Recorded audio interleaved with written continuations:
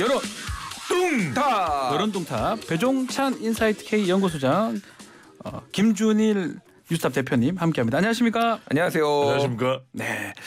오늘 조금 약간 머뭇거리네요. 아닙니다. 너무 좋아서 두 분 오면 기분이 좋습니다. 네. 요즘 무슨 기간인지 아십니까? 청취율 조사 기간. 방송을 많이 가셔서 그럼요. 딴 데 가서도 다 그렇게 홍보를 하시죠. 안 다른 합니다. 방송 가서. 오로지 뉴스킹. 뉴스킹. 최일구 네. 거기 가서도 하시는 것 같은데. 안 합니다. 그래서 이제 네. 참고로 우리 애청자분들은 이게 전화번호가 네. 하여튼 이게 딱 정해져 있는 건 아니니까 하여튼 오면은 좀 받으세요. 네. 뭐 낯선 번호로 받아서 02로입니다. 일반적으로. 02로. 02로 02. 02죠. 그러니까. 02. 큰일 나요. 일반 전화로 02입니다. 옵니다. 예. 그 오면은 받아서 뉴스킹 또는 YTN 박지훈 네. 네 이렇게 얘기를 하면 되죠. 김준일 대표도 다른 방송국 가서 또 아닙니다. 아닙니까? 뉴스킹이 청취율 킹 받는 날까지 최선을 다하겠습니다. 김준일 대표는 다른 방송에 완전 몸을 던졌어요. 네. 맞습니다. 알겠습니다.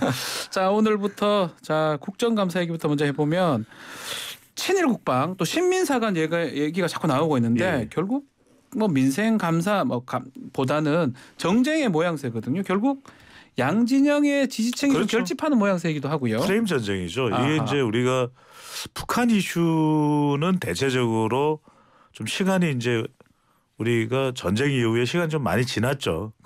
그런 영향도 있겠지만 대체적으로 좀 그래도 이성적 자극이 더 강하게 작동되는 사안이라면 이 일본과 관련된 이 프레임은 이성과 감성을 다 자극해요. 그러니까 북한 이슈보다 더 강합니다. 그러니까 우리가 누구에게 뭐 북한을 물어보면 너 북한 좋아해 싫어해 그러면 뭐 뜨뜻미지근한 반응이에요. 근데 네. 너 친일이야 반일이야 이러면 이거는 뭐 그 일본을 어떻게 좋아해 막 이러거든요. 예. 그래서 한국 대 북한 축구 경기보다도 한국 대 일본의 경기가 더 집중이 되죠. 그 이유는 뭐냐면 이 친일 국방이라고 이야기하는 것도 프레임이고 식민사관을 이야기하는 것도 프레임이고 이른바 이제 친일 프레임 대 종북 프레임의 전쟁이라고 봐야 되겠죠. 이렇게 해서 자기 지지층을 더 결집시키는. 그래서 우리가 생각할 때는 이거 뭐 괜히 이 화를 만드는 거 아니야 생각할 수 있을 텐데 정치판은 뭐라도 자기 진영이라도 결집할 수 있는 거라면 프레임 전쟁을 걸거든요. 해야 되니까. 국민들한테는 안 좋은 겁니다. 자, 이재명 대표가 처음에 친일 그 얘기했을 때 그 효과 특히 좀 강성 이미지 아니냐. 당내에서도 조금 비판을 했던 거 우려가 있었던 것 같기도 해요. 네. 그렇지만 결과론적으로는 뭐 여당에서 여당 자체가 좀 균열이 일어난 상황인 거로 보입니다. 미끼를 덥석 물어버렸어. 물었다. 네. 이게 일단 이재명 대표의 어떤 우려 이런 것들이 충분히 어느 정도 납득이 가는 부분도 있지만은 표현들이 좀 과하거나 논리적 비약이 좀 있었다고 또 볼 여지가 있어요. 무슨 얘기냐면 뭐 극단적 친일 국방 이렇게 했을 때 이게 좀 동의하지 못하시는 분들도 있을 테고 또는 이제 또 하나는 이제 일본과 해상 훈련을 하면은 자위도 우기기를 단 일본군이 이제 한반도에 상륙한다. 뭐 이런 표현이 이게 논리적으로는 조금 이제 비약이 될 수 있는 거죠. 근데 정진석 비대위원장이 대응을 너무 잘못했다라는 거예요. 그 페이스북 글을 보면은 이렇게입니다. 그 이재명 대표의 이 발언 자체가 그 대한민국의 안보를 망치는 망언이다라고 하는 거예요. 이런 논리적 비약이 있다라는 걸 지적하고 싶었어요. 네. 그런데 그거에 이제 논거로서 처음에 나온 게 일본군은 조선하고 전쟁하지 않았고 조선이 썩어서 망한 거다. 안에서 망한 거다. 야, 그 부분이 컸던 것 같아요. 그러니까 만약에 이거를 기사라고 하면은 제가 그리고 이거 데스크를 본다고 하면은 진짜 빠꾸입니다. 야 다시 써와. 이게 글이 뭐야 이게. 논거가 말이 안 돼요. 그러니까. 그거 빼라. 그 부분은 빼라. 말이 안 된다. 그 부분은 빼거나 뭐 다시 언어를 순화하거나 왜냐하면은 이런 논리적 비약이 있다라는 거를 지적을 해야 되고 우리가 옛날에 비해서 조선이 아니라 지금은 세계 6위의 군사력이고 국방비로 따지면은 거의 비슷한 수준의 GDP는 3배 차이가 나지만은 그렇죠. 국방비도 비슷하고 뭐 이런 얘기를 하면 되는데 뭐 일본군하고 싸워서 망한 게 아니다 이렇게 얘기를 하면은 그러면 뭐 일본군 들어와도 상관없다는 거야? 뭐 이렇게 인식이 될 수 있는 거잖아요. 그러니까 본인이 너무 아는 척 잘난 척 이렇게 뭐 역사에 대해서 맨날 자기가 많이 한다고 말씀하시거든요. 그러니까 막 주저리 우금치 전투가 어떻네 동아국 혁명이 어떻네 뭐 이러면서 막 써놨는데 이런 거는 바로 빠꾸다. 죄송합니다. 자꾸 빠꾸하지 말고요. 예. 반려받는 거죠. 데스크에서 넌 안 된다. 방송용어에 맞게. 그러니까 말하자면 이제 정진석 비대위원장이 역사 공부에 더 정진석 해달라라는 그런 목소리가 나온다고 봐요. 정진해라. 그렇죠. 네, 정진해라. 잘했죠. 네, 알겠습니다. 이게 청취율에 또 도움이 돼요. 근데 알겠습니다. 이게 이른바 이제 프레임 전쟁인 겁니다. 네. 그러니까 지금 국정감사가 문재인 전 대통령도 사실상 정치권으로 소환돼 버렸죠. 김건희 여사 계속 거론되고 있죠. 지금 또 김문수 경사노위 위원장 관련돼서도 전쟁이에요. 전쟁터예요. 네. 지금은 이제 빨갱이 프레임도 나오잖아요. 종북 프레임 나옵니다. 그러니까 지금 이 정진석 비대위원장이 또 SNS에 글을 올린 거죠. 그죠? 북한이 7차 핵실험을 감행한다면 그렇죠.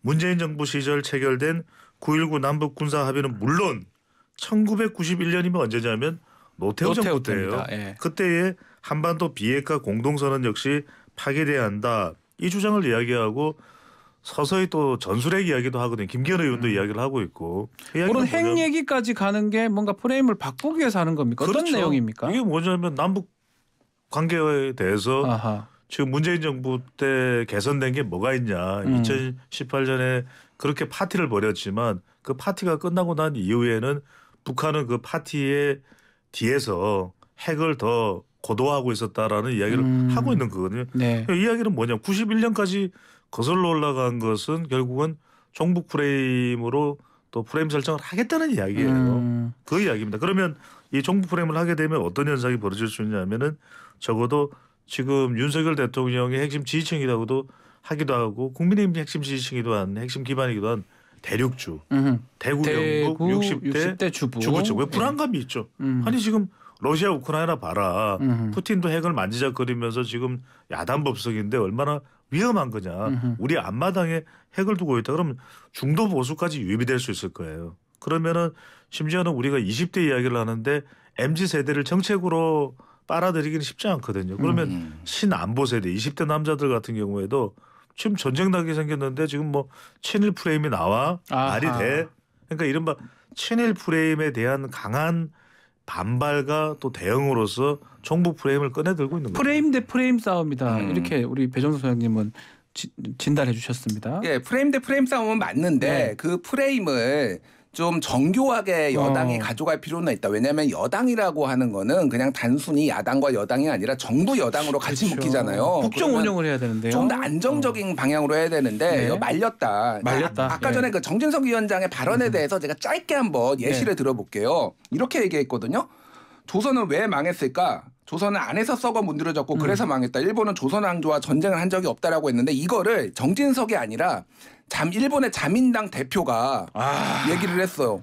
조선은 일본이랑 전쟁에서 망한 거 아니야. 거기가 썩어 문드러 그러면은 큰일 날 일이네요. 그러면은 우리나라에서 누가 가만히 있겠냐고요. 그런 대입을 해보면 딱 생각나요. 그러니까 이 진위 논쟁을 할 게 아니라 이거는 좀 오해의 소지가 있게 발언을 했다라고 하는 게 맞는데 이런 식으로 사과 안 하는 불통 이미지 생겼죠. 네. 또 여당이 다 그래요. 정부 여당이 다 대통령보다 사과 안 하는 거 그리고 우기는 거 뭐 이런 것들이 전체적으로 지지율에 안 좋은 그러니까 지지층은 결집할 수 있지만은 모든 방향 다 그래요. 그렇죠. 전술핵도 마찬가지입니다. 핵을 만약에 들여와야 된다. 이거는 강경 보수층만이 지금 동의하는 부분이에요. 그렇죠. 만약에 한국에 핵 들어오면은요, 일본도 그러면 이제 핵 들어와야 된다라고 해요. 그러면 아시아에서 이제 소위 말해서 핵 이제 파티가 벌어집니다. 그거 어떻게 하려고 그러면 일본 핵무장하는 거 그러면 용인할 겁니까? 그러니까 이런 식의 좀 극단적인 주장들이 정부 여당이 너무 많은 거예요 지금. 네. 알겠습니다. 자 지금 두 정당 다 결국은 지지율을 보면서 이렇게 간다는 건데 지금 지지층 또 리얼미터 요새 최근에 정당 지지율 나왔던 것 같은데 한번 분석 좀 해주십시오. 그렇습니다. 리얼미터도 있고 한겨레 리서치도 있고 또 한국갤럽조사도 있는데 조금씩 차이는 있습니다. 리얼미터와 미디어 트리뷴의 조사인데요. 지난주입니다. 4일부터 7일까지 실시한 조사이고 오늘 소개해드리는 모든 조사는 중앙선거여론조사 심의위원회 홈페이지에서 확인 가능합니다. 네. 어느 정당을 지지하는지 물어봤는데요. 더불어민주당이 좀 더 올라가서 49.2%, 50% 가까이 육박하고 있고요. 국민의힘이 35.2%. 그런데 이 리얼미터 조사가 다른 조사하고는 좀 차이가 있습니다. 차이인데 너무 차이가 나요. 예, 이거는 좀 참고 정도로 봐주셔야 될 것 같고요. 한길리서치가 쿠키뉴스의 의뢰를 받아서 지난 8일 더 최근이죠. 사실 이 조사와 이 조사에 좀 주목을 해볼 필요가 있을 것 같아요. 지난 8일부터 10일까지 실시한 조사 결과입니다. 정당 지지 물어봤는데요. 국민의힘이 34.3, 더불어민주당이 34.7%로 뭐 팽팽합니다. 예. 팽팽합니다. 거의 같다고 할 정도로 대체로 이런 조사 결과가 지금 현재의 정당 지지율 추세라고 봐야 될 것 같아요. 자, 지금 뭐 리얼미터는 조금 많고 한길리서치는 거의 이제 비슷하다 이렇게 나왔습니다. 두 가지를 봐야 돼요. 네. 하나는 리얼미터가 좀 과다 그 민주당 지지자가 과다 표집되는 경향이 있는 것 같아요. 네. 여기는 ARS 100%인데 ARS는 조금 더 그 정치 중도층보다는 정치 고관여층이 들어가거든요. 네. 방금 얘기했던 한길리서치 쿠키뉴스는 유선 전화가 10% 전화 면접 10% 들어갑니다. 전화 면접을 하군요. 네, 그럼에도 불구하고 좀 차이가 많은데 리얼미터는 전체적으로 항상 높다라는 거지. 민주당 지지층이 좀 더 많이 표집된 가능성이 있다라는 거를 좀 감안해야 됐고, 자 갤럽 조사를 보면은 20주간의 정당 지지율을 보면은 6월 첫째 주에 국민의힘이 45%였고요. 민주당이 32%였어요. 예. 자, 그런데 지금 현재 10월 첫째 주에 국민의힘 33%니까 12%포인트 빠졌어요. 20주 만에. 근데 민주당은 32%로 똑같습니다. 민주당은 그때나 지금이나 갤럽으로 봤을 때 똑같네요. 갤럽으로 봤을 때는 물론 34, 35 오르기도 했지만 오르락 내리락 하는 거예요. 민주당의 큰 숙제다. 지금 정부 여당을 싫어하는 사람들이 민주당 지지도 안 오고 있다. 이거는 뭐 이재명 대표의 리스크도 있을 테고 책임감 있는 국정 운영을 보여주지 못하는 거. 그래서 대안 세력으로서 인정을 받지 못하고 있다라는 거에 민주당은 조금 어떻게 하면 그러면은 싸움뿐만이 아니라 싸움은 걸되 좀 생산적인 방향으로 우리가 정책적 대안 제시도 이런 것들이 같이 병행돼야지만 지지율로 올 수 있다 이렇게 말씀드리겠습니다. 자, 민주당은 갤럽 기준으로 봤을 때는 그때나 지금이나 지금 똑같다는 거죠. 대통령 그 선거 이후나 지금이나 똑같다는 건데. 그러니까 정당 지지율이 좀 더 경쟁 정당보다 더불어민주당은 국민의힘보다 국민의힘은 더불어민주당보다 높아지려면 MZ세대와 중도층이 협소가 돼야 되거든요. 근데 그게 안 되는 것이 국민의힘은 아직까지도 내분이 다 수습됐다고 보기는 어려울 것 같고 대통령 지지율이 워낙 낮은 것도 연동된다고 봐야 되겠죠. 국민의힘 얘기를 좀 해보면 국민의힘 같은 경우는 뭐 결국 집권 여당이니까 대통령 지지율하고 같이 가는 것 같은데 최근에 이준석 리스크 그래도 어느 정도 정리가 됐잖아요. 뭐 또 대구에 비대위들 간다고 하거든요. 약간 오를 수 있거나 또 당이 정비가 되는 상황 볼 수 있을까요? 그러니까 오를 것을 예상하고 있었고 또 이재명 대표의 친일 국방 같은 강하게 자극되는 그런 발언들을 통해서 보수층들이 또 결집을 할 수도 있었거든요. 근데 이 결집하려고 하던 찰나에 올라가려고 했는데 정진석 비대위원장의 또 이 조선은 일본에 의해 망한 것이 아니다. 이 발언이 또 영향을 주는 겁니다. 이렇게 되면 또 멈칫거리거든요. 좀 도청도 국민의힘을 지지해 볼까 했는데 이렇게 되는 것이거든요. 약간 상황적으로는 약간 정리가 됐던 상황인데 요 발언이나 요 부분이 했는데 지금 말씀하신 것처럼 안 좋다. 국민의힘 입장에서는 그렇게 보는 겁니까? 그러니까 정진석 비대위원장이 그러니까 여권 전체가 모든 논란이 있을 때 그거를 하나를 좀 매조지하고 다음으로 나가는 게 없어요. 꼬리에 꼬리를 무는 논란들을 계속 만들어. 이게 이명박 정부 때 약간 이 초중반에 이런 게 있었거든요. 의혹은 의혹으로 덮는다. 논란은 논란으로 덮는다. 근데 지금 이게 답습이 되는 거 아닌가. 그래서 참 개인적으로는 좀 잘했으면 좋겠는데 이게 뭐 정당과 상관없이 정부 여당이 너무 깝깝합니다. 잘해야지 우리가 편하고 국민들이 살기 좋습니다. 그리고 그래야지 또 민주당도 잘하거든요. 민주당도 탄력받아서 또 하는 거고요. 갑갑하다는 말씀을 요새 김준일 대표님 모든 방송에 가서 그런 어떤 방송 영상들이 많이 있어요. 여기에서만 하는 모습이 지지율이 너무 답보 상태인데 그 원인 자체도 갑갑하다 이 말씀이잖아요. 그러니까 좀 얘기가 될 만한 걸로 뭐가 했는데 무슨 뭐 막말 뭐 날리면 발리면 뭐 이런 걸로 맨날 하니까 친일 뭐 망했네 안 망했네. 그러니까 너무 조금 좀 저급하다 수준이. 제가 이 말씀 드릴게요. 결국 이제 정당의 지지율은 상대적인 것이거든요. 반사이익을 얻을 수도 있지만 네. 자체적으로 끌어올리기 위해서는 결국 정당을 구성하고 있는 것도 3P다. 3P는 또 뭐죠? P는 뭐냐면 이제 이념이죠. 정당도 이제 이념이 있는 것이고 이념. 필로소피. 네. 그 정당의 또 운영 방향이라든지 그게 중요하거든요. 그냥 단순히 보수로 가느냐 또 합리적으로 가느냐. 그다음에는 민생을 챙길 수 있는 정책입니다. 정책 팔러시? 경쟁력, 팔러시. 예. 마지막으로 사람이죠. people. 그렇죠.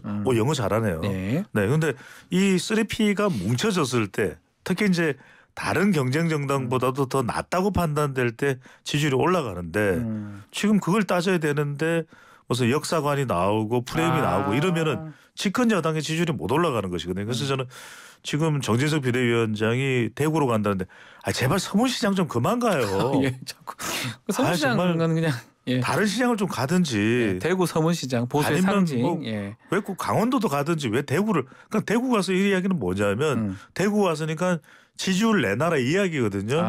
그렇게 작동이 안 됩니다. 결집시켜 달라. 네, 대구는 우리 박지훈 진행자의 고향인데. 저 고향 경북이고요. 여기서 중요한 것은 예. 국정이나 예. 이런 민생과 관련된 부분들 좀 더 경쟁력 있게 파격적으로. 그러니까 청년들의 마음을 잡는 건 청년들을 만나서 호프 한잔하는 것도 중요하겠지만 청년들의 정말 이 아쉬운 또 원하는 목소리를 들어서 반영해서 정책이 나와야 되겠죠. 그렇죠. 그겁니다. 그게 집권 여당의 역할이라는 거죠. 자, 또 국민의힘 뭐 지금 당은 좀 어렵다고 하지만 어쨌든 간에 이준석 리스크 정리되고 비대위 체제가 되고요. 앞으로 당권 차기 당권 경쟁이 아마 눈에 띄는 부분인데 유승민 전 의원이 계속 1위를 하고 있습니다. 자, 근데 뭐 중요한 거는 어쨌든 간에 당심이 중요한데 전체적으로 1위 하는 거 요거까지 한번 분석 좀 해주십시오. 예, 영남일보와 네. KBS 대구가 에이스 리서치에 의뢰를 해서 에이스 리서치가 조사를 했는데요. 10월 5일부터 10월 7일까지 대구 광역시 거주 804명, 경상북도 거주 804명을 대상으로 조사를 했는데 국민의힘 차기 당대표 적합도에 유승민 전 의원이 23.5%로 1위. 그리고 나경원 15.9, 안철수 15.8, 주호영 13.6, 김기현 6.5, 조경태 3.2, 4점이 잘 모름입니다. 그래서 자 대구 경북이잖아요. TK 지역 조사했건 했는 거잖아요. TK 지역이에요. 그러면은 이제 물론 여기에도 민주당 지지자가 있겠지만은 전체적으로 보면은 보수나 강경 보수, 열성 보수 아니면은 중도 보수가 많다라고 봐야 되잖아요. 그렇죠. 근데 유승민 의원이 1등을 했어요. 근데 여기에서 항상 요런 조사가 몇 개가 있거든요. 보면은 유승민의 요 지지율이 23, 25 정도 나옵니다. 이게 무슨 얘기냐면은 소위 말하는 4분의 1 대구 경북에 네. 있는 한 4분의 1 정도는 반윤인 거예요. 보수라도. 보수라도 예. 반윤이다. 근데 문제는 뭐냐면은 만약에 유승민 전 의원이 당대표에 나가려고 한다라면은 전제 조건이 있어요.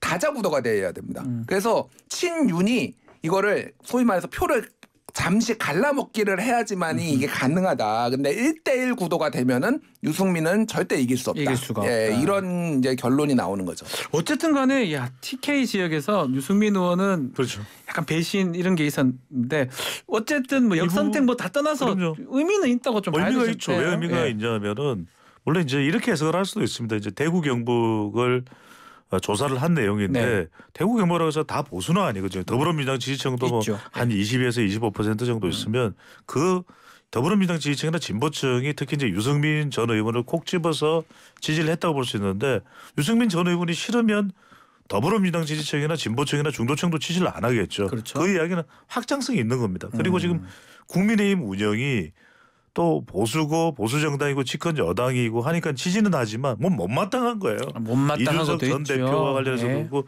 이준석 전 대표는 뭐 그렇게 따지면은 대구 경북의 자산이 아닙니까? 또 칠곡이니까. 네. 근데 이게 이제 대구 경북의 유권자들의 마음은 복잡한 겁니다. 그런데 여기서 중요한 것은 대구 경북에도 심지어는 지금 국정 운영에 대해서 불만족 또 국민의힘에 대해서도 존재하고 있는 거고 중요한 건 이거죠.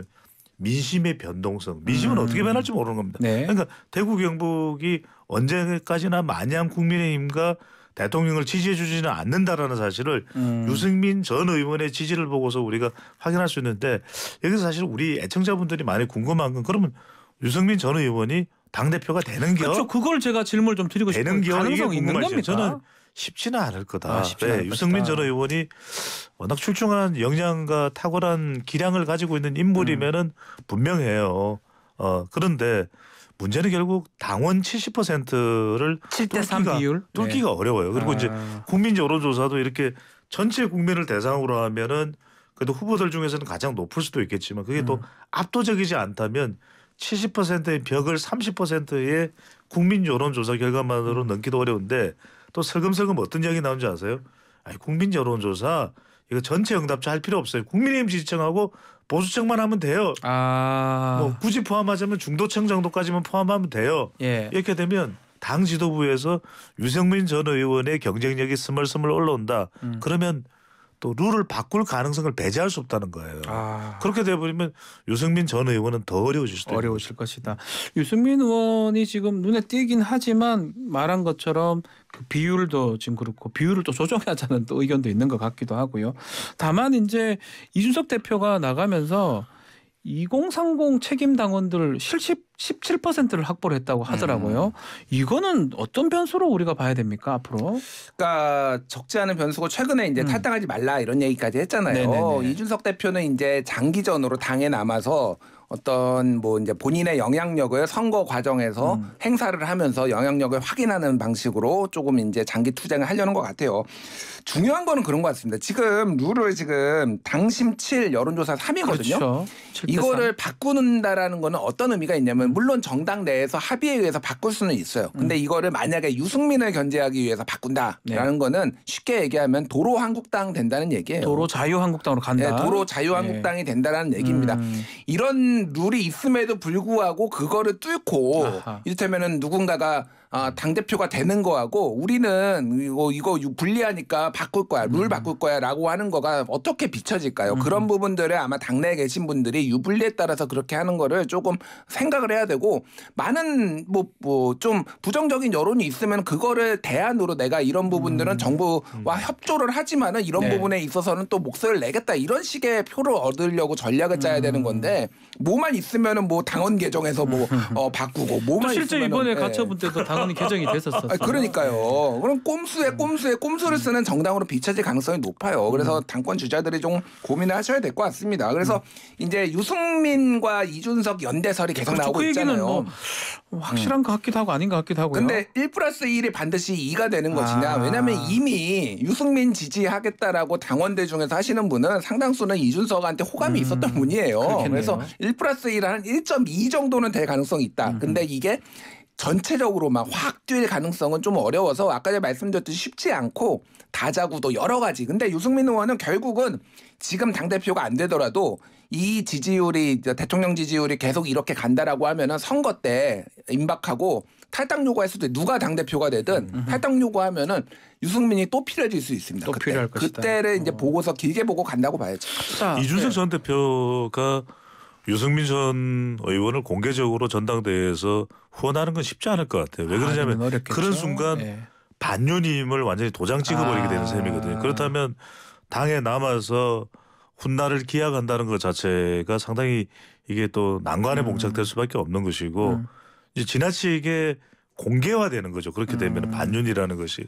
저는 당에 남아서 뭔가 자기의 이 2024년 총선이 있는 해 1월 달에 이제 당헌권 해제가 되니까 저는 그 부분까지는 이준석 전 대표가 공격적으로 나가기는 힘들다. 그리고 또 하나는 이제 지금 많이 거론되는 게 지금 정부에 나가 있는 권영세 장관이나 그러니까 외부에서 차출되는 내용 그 부분 어떻게 보십니까? 네 글자만 기억하면 될 것 같아요. 네. 또 뭐 심지어는 한동훈 장관이 사퇴를 하고 와서 장관들 원희룡 장관까지 당대표 뭐 이야기하고 원희룡 이야기도 나오거든요. 근데 저는 이건 어려운 일이다. 왜 부동산도 걸려 있고 남북 관계가 있고 지금 검수완박이냐 원복이냐 지금 더 중요한 사안들이 지금 법무부에도 깔려 있거든요. 네. 저는 오기 힘들다. 이게 오게 되면은 더 당에나 대통령에게도 부담될 수밖에 없기 때문에 네 글자만 기억하면 됩니다. 네 글자만. 선국후당. 잠깐만요. 나라가 먼저고 당은 나중이다. 선국후당. 선당 후사는 들어봐도 예 알겠습니다. 억지였습니다. 근데 요거 하나만 짧게 말씀드리면은 다른 분은 몰라도 권영세 장관은 올 가능성이 저는 상당히 높다고 봐요. 왜냐하면 어차피 통일부가 하는 게 없거든요 지금. 사실상 하는 게 없어요. 통일부에서 들으면 되게 서운해할 것 같아요. 아니 근데 또 잘한다는 얘기도 있어. 권영세 장관 잘하고 있다. 뭐 잘하는지 못하는지 제가 평가하기가 좀 어렵습니다만은 딱히 그러니까 전당대회 시점을 내년 4월쯤에 연다는 얘기 썰이 있어요. 정진석 비대위원장도 그걸 원하고 본인도. 그리고 지금 당이 안정되면은 굳이 조기 전당대회 할 필요도 없다 이런 얘기도 있어서 권영세가 그때쯤에 3월쯤에 이제 장관직을 내려놓고 나올 가능성. 자, 권영세는 왜 그러냐면은 2012년 13년에 당대표가 누구였는지 아십니까? 새누리당? 박근혜 대통령 때? 황우여. 황우여. 예, 굉장히 안정적이고 튀지 않고 그리고 법조인 출신인데 권영세랑 딱 대통령이 임기 초반에 원하는 스타일이 딱 이런 거예요. 차기 대권 주자 나온 사람 안 돼. 그리고 자기한테 반대 들은 사람 안 돼. 비슷하네요. 뭐 그러면은 충분히 가능성이 있다. 지금 말씀하신 것처럼 전당대회를 언제 하느냐도 좀 중요한 것 같고 결국은 변수 중에 하나가 대통령의 당 장악력 그거랑도 연관성이 있는 거 아니겠습니까? 대통령의 지지율요?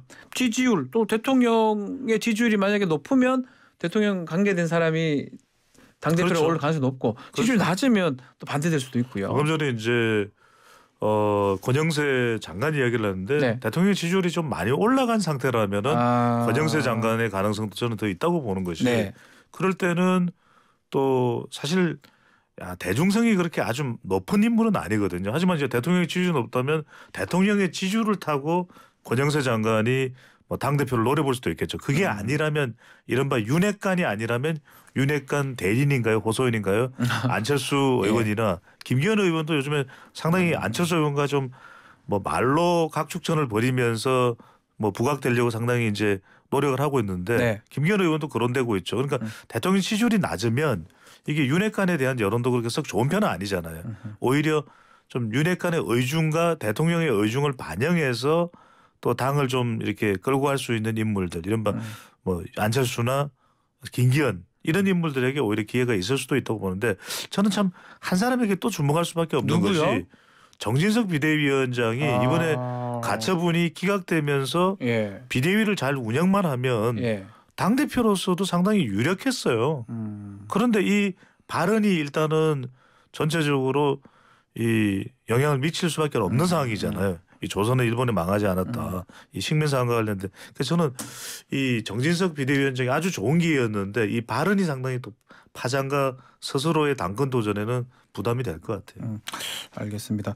뭐 김기현 의원 같은 경우는 당대표 하려면 총선이나 뭐 이런 데 나가지 말아야 된다. 대권 이런 얘기 하던데 안철수 유승민보다는 자기가 더 유력하다. 자기가 더 가능성 있다. 이런 얘기를 하는 걸까요? 뭐 가능성 있다라기보다는 그런 분들은 안 되고 당을 안정적으로 대통령의 어떤 국정 운영 기조에 잘 발맞춰서 할 사람이 자기라는 건데 지지율이 너무 안 나와요. 뭐 훌륭하신 분인데 요즘 너무 좀 강성 발언에 그리고 인지도가 많이 떨어져서 그 아까 전에 말씀드렸듯이 윤심이 어디 가느냐가 지금 당장 중요한 게 지금은 국정 지지율이 낮아도 보수 진영에서는 지금 30%가 많이 나오고 있는 거잖아요. 그렇다고 보고 의원들도 지금은 줄을 서야 됐대요. 지금 당협위원장이 한 50여 개가 비어 있고 그러면은 이제 차기 당대표가 그 공천권을 행사하는 거에 대해서 전체적으로 이제 그런 프로세스가 있는 걸 안다라고 한다면 아직 대통령의 그립감이 떨어질 때가 아니다. 그러면은 그 윤심이 누구한테 있느냐.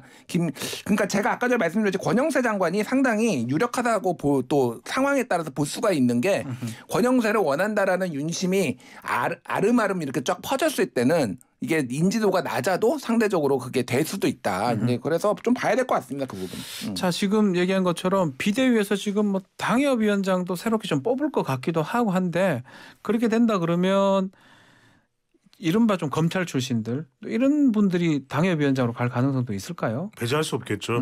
그래서 지금 이야기가 나오는 게 결과적으로는 검찰이냐 비검찰이냐가 실제 총선에도 영향을 주겠지만 큰 흐름이 이제 국민의힘은 앞으로 검찰이냐 비검찰이냐가 중요한 기준선이 될 수가 있어요. 그래서 흥미로운 게 짧게 말씀드리면 지금 국감에서 나왔던 이야기도 오세훈 서울시장 5선 시장 도전 의사 이 이야기 나오는데 이 부분에 대해서 본인은 이제 뭐 서울시장을 잘해서 평가를 받겠다 이런 이야기는 좀 더 이제 대선보다는 지금 서울시장으로서의 평가가 우선이라고 판단하는 것이거든요. 근데 이 질문을 장제원 의원이 했단 말이에요. 장제원 의원이 했어요. 예. 장제원 의원은 어느 쪽일까요? 대통령 쪽이죠.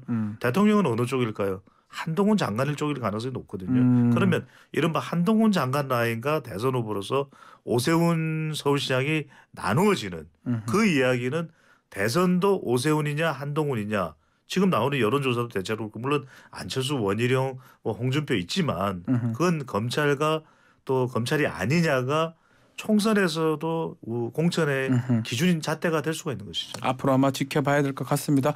자, 국감 상황 한 번 더 짚어보고 좀 마무리를 하겠습니다. 김문수 경사노위원장 말이 좀 많았던 것 같아요. 네. 저는 처음 봤어요. 빨간 카드 그런 게 있는지 몰랐는데 빨간 카드 받고 퇴장이 돼버렸어요.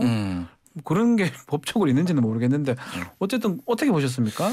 아, 이렇게 본인의 속마음을 감추지 않고 국감장에 나와서 하고 싶은 얘기 다 하시는 분 처음 봤어요. 문재인 대통령은 김일성주의자라고 인정을 했잖아요, 본인이.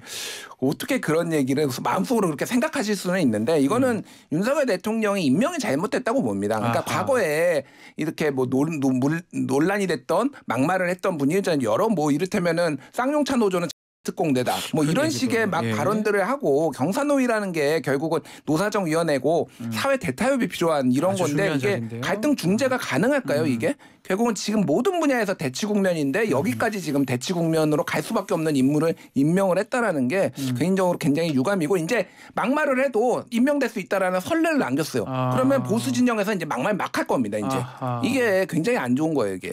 짧게만 말씀드리면 이렇게 되면 이제 중도나 블루칼라층의 지지율에 타격이 될 수밖에 없습니다. 노동자층을 말하는 거죠. 김문수 경사노위 위원장이 한때는 참 탁월한 사람이었어요. 하지만 지금은 그런가에 큰 물음표를 달 수밖에 없는 것이고 저는 빨리 윤석열 대통령 국정에도 그다지 큰 보탬이 안 될 가능성이 높고 김문수 지금 위원장의 성향이라면 차라리 보수 단체를 이끌거나 또는 보수 유튜브에 참여해서 본인의 이런 성향 자체를 그대로 여과 없이 그대로 투영하면서 그런 활동을 하는 것이 더 바람직하다고 봐야 되겠죠. 아니 그 국정감사 자리니까 사실은 그 얘기를 굳이 양심 이런 거 떠나서 얘기할 수 있는 부분인데 굳이 그렇게 어렵게 얘기를 하더라고요. 그러니까 뭐 야당 의원들이 계속 질문을 하니까 그거에 대해서 그냥 유감이다 뭐 죄송하다 그 정도만 하면 되는데 굳이 다 하나 따박따박 그래서 야 대단하다. 문제는 뭐냐면 이렇게 되면 이념의 이념 사설에 갇혀버리는 거잖아요. 그럼 가장 중요한 게 노동 문제, 노사관계 해결인데 해결이 될까요? 알겠습니다. 자, 오늘 여론조사 여기서 마무리하는데 다음 주 오후 1시에 우리 YTN 이슈앤피플 우리 김주일 대표 진행을 하시네요. 아, 예. 제가 다음 주 한 주간 대타로 또 진행을 하게 됐습니다. 대타하다가 또 본타가 될 수 있으니까요. 알겠습니다. 많은 또 시청, 청취 좀 부탁드리고요. 오늘 여론조사 여기서 마무리를 하겠습니다. 두 분 감사합니다. 감사합니다. 배종찬, 김주일 대표였습니다.